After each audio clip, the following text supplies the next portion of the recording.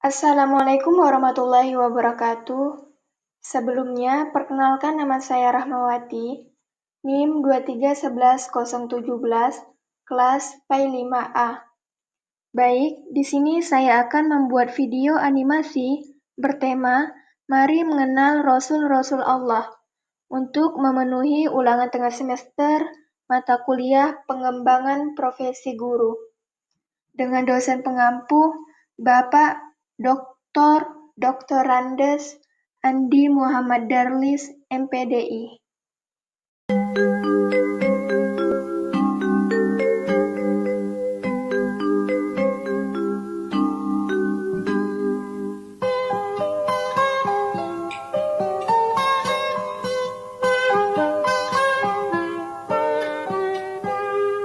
Pagiku cerahku, matahari bersinar, ku gendong tas merahku di pundak.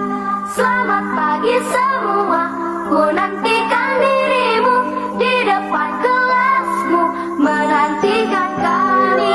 Guruku tersayang, guru tercinta, tanpamu apa jadinya aku? Tak bisa baca tulis, mengerti banyak hal, guruku, terima kasihku. Nyatanya diriku kadang buatku marah, namun segala maaf kau berikan.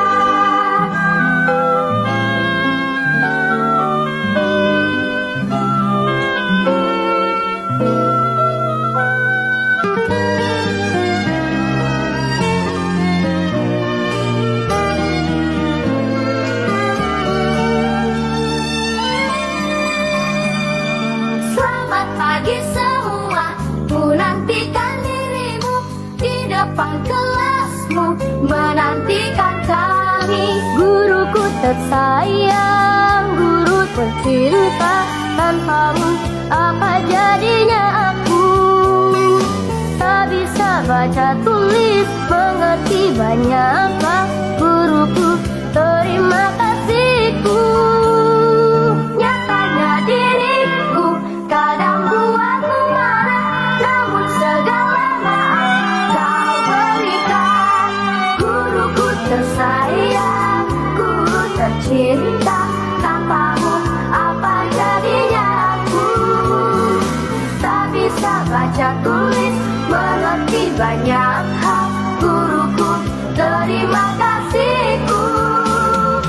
Guruku tersayang, guru tercinta, tanpamu apa jadinya aku?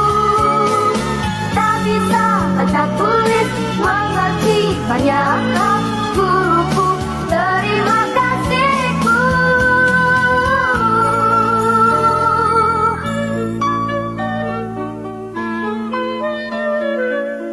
Tepuk semangat. Dang dang dang. Ding ding ding. Dung dung dung. Dang dang dang, ding ding ding, dung dung dung. Se, aha aha, ma. Aha aha, ngat. Aha aha, semangat.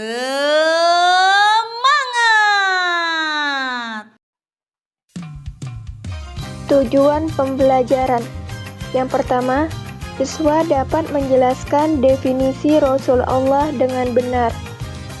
Yang kedua, siswa dapat mengidentifikasi tugas utama dan sifat Rasul-Rasul Allah secara tepat.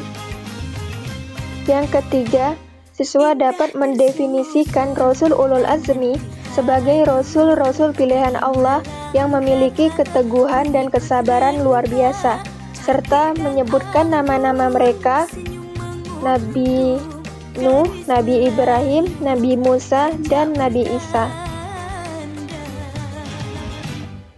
Keempat, siswa dapat menceritakan kisah keteladanan Nabi Muhammad SAW yang mencerminkan sifat ulul azmi.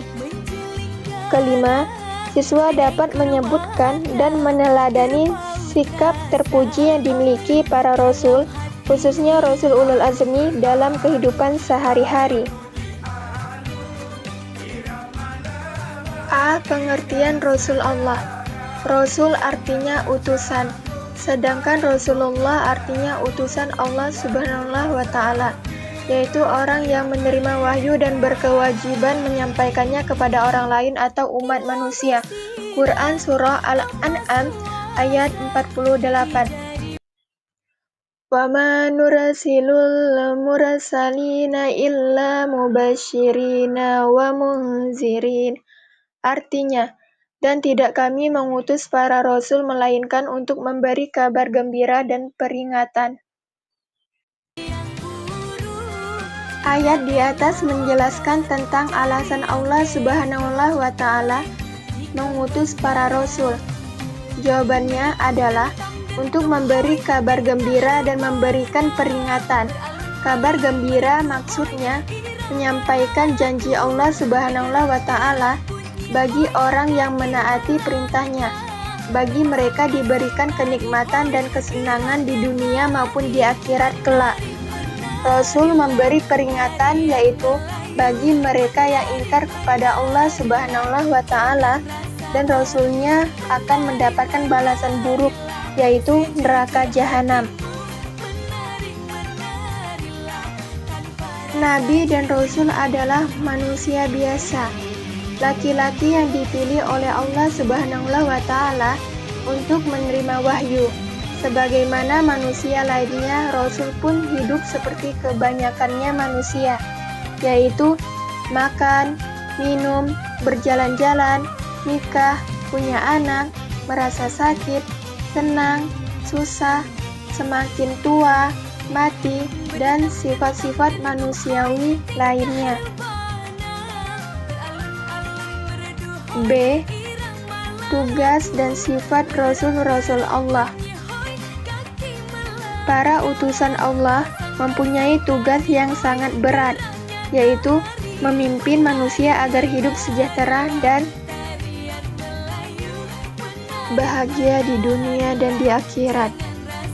Agar tugas itu sukses dan berhasil, mereka diberi sifat-sifat yang istimewa oleh Allah Subhanahu wa Ta'ala. Sifat tersebut lebih dikenal dengan sifat-sifat wajib bagi Rasul, artinya sifat yang harus dimiliki seorang Rasul. Sifat-sifat wajib bagi Rasul. Pertama, Rasul itu bersifat sidik, artinya jujur dan benar. Seorang Rasul selalu benar dalam perkataan dan perbuatan. Mustahil dia berkata dusta atau bohong. Kedua, Rasul harus amanah, artinya dapat dipercaya. Seorang Rasul mustahil khianat. Dia wajib menyampaikan amanah Allah Subhanahu wa Ta'ala kepada kaumnya. Semua perkataan, perbuatan, dan tindakan Rasul harus benar dan tidak boleh ingkar janji. Ketiga, Rasul bersifat tabligh, artinya menyampaikan. Seorang Rasul harus menyampaikan pesan Allah Subhanahu wa Ta'ala kepada umat walaupun terasa sulit atau dianggap membahayakan. Rasul tidak boleh menyembunyikan sesuatu yang telah diberikan Allah Subhanahu wa Ta'ala kepadanya. Keempat, Rasul bersifat fatonah, artinya cerdas, pandai, dan bijaksana. Seorang Rasul harus pandai dan cerdas akalnya, memiliki kekuatan berpikir yang tinggi, dan memiliki hati yang bersih atau akal budi yang tinggi. Dengan sifat ini, seorang Rasul dapat menyelesaikan tugas kerasulannya dengan baik. Mari kita membiasakan sikap seperti contoh berikut ini. Pertama, berbuat yang benar, artinya perbuatan yang sesuai dengan perintah agama.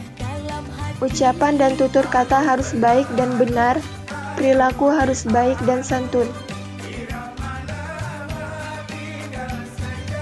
Hindari berbuat buruk yang tidak disenangi Allah Subhanahu wa Ta'ala dan manusia.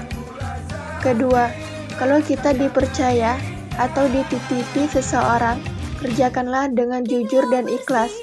Ada pepatah lama mengatakan, sekali saja kita berbuat salah, selamanya orang tidak percaya. Ketiga, pesan-pesan kebaikan harus disampaikan kepada orang lain. Mulailah dari diri sendiri, keluarga, kemudian kepada yang lainnya. Keempat, Hidup harus cerdas, yaitu cerdas akal dan cerdas nurani. C. Pengertian Rasul Ulul Azmi. Ulul Azmi terdiri dari dua kata, yaitu ulul dan al-azmi.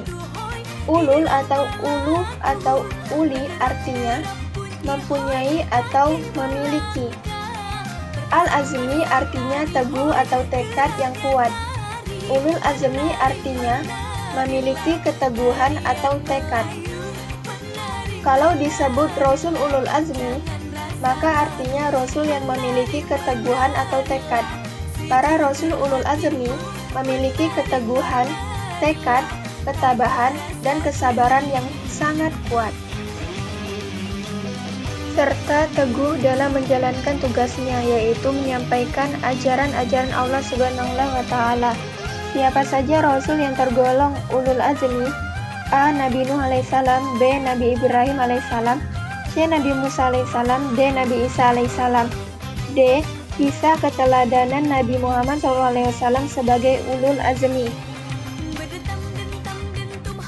Sejak usia muda, Nabi Muhammad SAW terkenal jujur, tabah, sabar, bertanggung jawab, dan pekerja keras, sehingga diberi julukan Al-Amin, artinya terpercaya. Setelah diangkat menjadi Rasul, beliau tak henti-hentinya berdakwah mengajak umat manusia menyembah Allah Subhanahu wa Ta'ala dan meninggalkan kemusyrikan, yaitu penyembahan terhadap berhala. Dalam menyiarkan agama Allah Subhanahu wa Ta'ala, Nabi Muhammad SAW sering dihadang, bahkan diancam akan dibunuh oleh orang-orang kafir Quraisy. Abu Jahal adalah orang yang paling membencinya. Pernah ketika Nabi Muhammad SAW sedang beribadah, Abu Jahal dan komplotannya datang sengaja mengabadinya dengan najis. Namun, Nabi Muhammad SAW hanya berdoa kepada Allah SWT. Ya Tuhan, kepada Engkau aku menyerahkan kaum Quraisy. Doa ini berulang-ulang beliau baca. Dari peristiwa itu, Nabi Muhammad SAW bukanlah sosok manusia pendendam, tidak membalas kejahatan Abu Jahal dan kawan-kawannya dengan tindakan yang sama. Cukup menyerahkan persoalannya kepada Allah Subhanahu wa Ta'ala. Selain jujur dan pemaaf, Nabi Muhammad SAW sangat menyayangi anak yatim. Nabi pernah mengatakan, barang siapa yang memelihara dan mengasuh anak yatim dengan sebaik-baiknya, kelak mereka akan masuk surga dan tempatnya berdekatan denganku. Hal ini diisyaratkan Nabi dengan jari telunjuk dan jari tengahnya yang berdekatan dan tidak terhalang apapun. Begitulah kepedulian Nabi Muhammad SAW kepada umatnya. E. Sikap terpuji para Rasul dan Rasul Ulul Azmi. Pertama, sikap terpuji para Rasul. Terpuji, mahmudah, artinya sikap yang baik. Sesuai aturan agama Islam, sikap terpuji para Rasul itu dapat dibagi menjadi dua, yaitu sikap terpuji kepada Allah Subhanahu wa Ta'ala sebagai pencipta alam semesta, dan sikap terpuji kepada sesama manusia dan alam sekitar. Selain itu, ada sifat dan sikap yang mereka pegang teguh, yaitu menyembah hanya kepada Allah Subhanahu wa Ta'ala, Tuhan yang Maha Esa, taat dan patuh kepada Allah Subhanahu wa Ta'ala. Kedua, sikap terpuji para Rasul Ulul Azmi. Sikap terpuji di dalam Quran surah Al-Ahzab ayat 7 itu terdapat kata teguh, yaitu perjanjian yang teguh dan sanggup menyampaikan agama kepada umatnya masing-masing. Pada pelajaran sebelumnya telah dijelaskan bahwa Ulul Azmi maksudnya teguh hati, tabah, dan sabar. Mengapa diberi gelar Rasul Ulul Azmi? Karena mereka yang paling banyak mendapat tantangan, paling banyak penderitaan, akan tetapi mereka tetap teguh, tabah, sabar dan terus berjuang menyampaikan pesan Allah Subhanahu wa Ta'ala kepada umat manusia. 3. Meneladani Rasul Allah Subhanahu wa Ta'ala dan Rasul Ulul Azmi.